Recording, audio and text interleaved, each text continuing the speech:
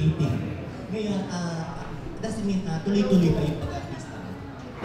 Yes, of course. Siyempre, I'm still under contract. I always fulfill my responsibilities.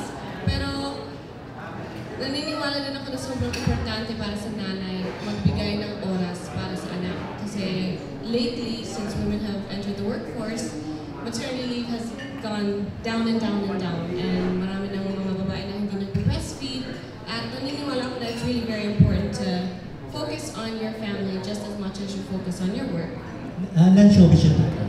Sorry, Non-showbiz yung tatay? no, model po.